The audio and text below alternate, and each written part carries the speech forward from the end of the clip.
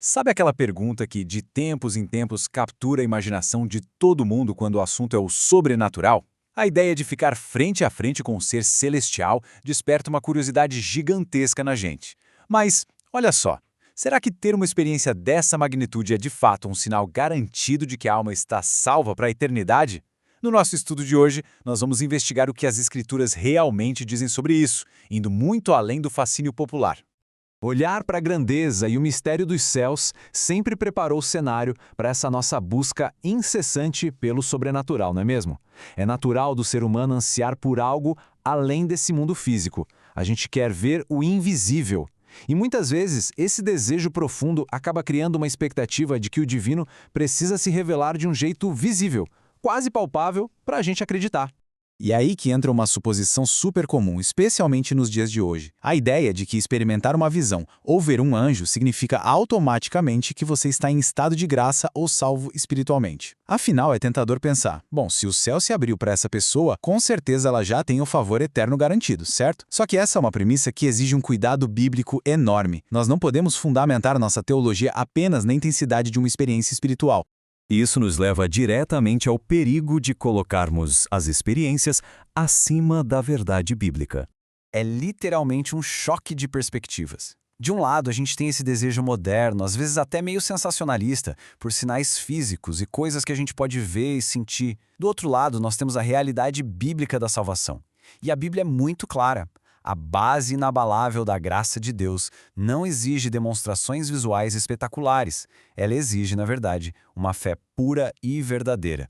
O grande ponto aqui é que depender dessas aparições sobrenaturais pode facilmente nos distrair do verdadeiro alicerce da nossa fé. Preste bem atenção nisso. Quando a busca por anjos substitui a busca pelo próprio Deus, nós acabamos criando uma teologia baseada no que a gente sente ou experimenta e não no que Deus revelou na sua palavra. A salvação não é um prêmio por você ter visto algo extraordinário. Ela é o maior de todos os milagres e foi alcançada lá na cruz.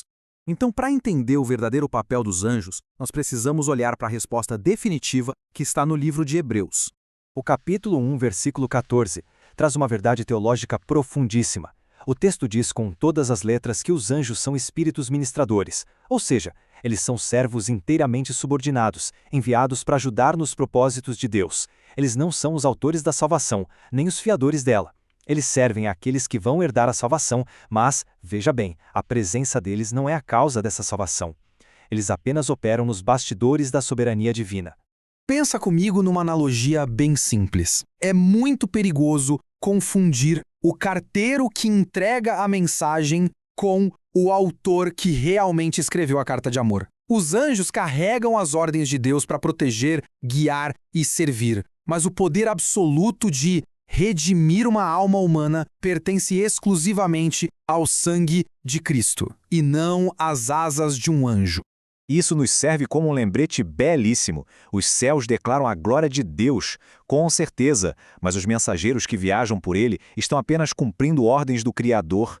Admirar o sobrenatural é fascinante, mas a nossa adoração e a nossa total confiança de salvação têm que ser dirigidas unicamente àquele que criou o céu e comanda todos os seus exércitos. Para deixar isso ainda mais prático, vamos dar um pulo no livro de Juízes e ver como pessoas reais reagiam a esses encontros na Bíblia. Temos aqui a história riquíssima de Manoá e da esposa dele. Quando Manoá recebeu a visita do anjo do Senhor, a reação dele revela demais sobre a perspectiva bíblica. Diferente do que muitos fariam hoje, ele não achou na mesma hora que tinha ganhado um passe livre para a eternidade só por causa daquela visita celestial. Na verdade, o momento foi dominado por um temor reverencial avassalador. A Bíblia descreve que quando a chama subiu do altar, o anjo simplesmente acendeu junto com aquela chama.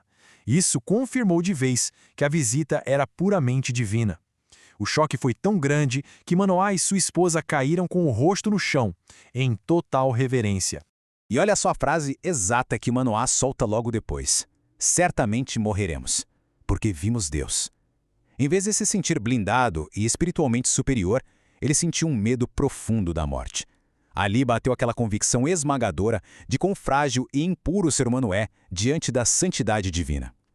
O contato com a sobrenatural não gerou orgulho, gerou um profundo quebrantamento.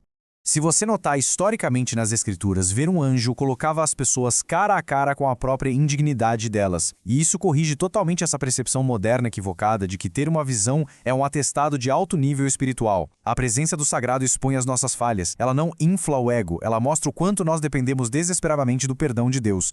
E é exatamente isso que nos leva à grande conclusão sobre onde repousa, de fato, a nossa segurança. Se ver anjos não garante nada além de um fascínio ou um temor temporário. A Bíblia ensina de forma muito consistente que a salvação se apoia exclusivamente em 3 pilares: na graça imerecida de Deus, na nossa fé depositada unicamente em Cristo e na verdade que já nos foi revelada na Palavra de Deus. O nosso foco precisa estar sempre enraizado lá na cruz, na graça providenciada pelo sacrifício de Jesus. Construir a teologia em cima de experiências sobrenaturais é construir na areia. Por mais incríveis que essas experiências sejam, elas são passageiras e não têm nenhum poder para perdoar os nossos pecados. Só Cristo tem.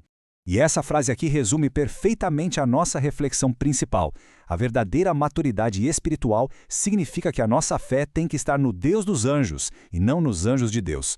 É um desvio muito perigoso permitir que a nossa adoração e a nossa confiança sejam distraídas pelos servos, por mais gloriosos que esses mensageiros possam parecer aos nossos olhos. Então, para a gente encerrar nossa análise de hoje, fica esse desafio espiritual muito profundo para você refletir. Onde está realmente a sua confiança para a eternidade? Ela não pode estar em sinais que os olhos veem, mas sim na obra invisível e eterna que Cristo fez na cruz. Que a gente possa sempre buscar o autor da nossa salvação, mergulhando de cabeça na palavra de Deus, porque é lá e só lá que nós encontramos uma verdade que nunca muda.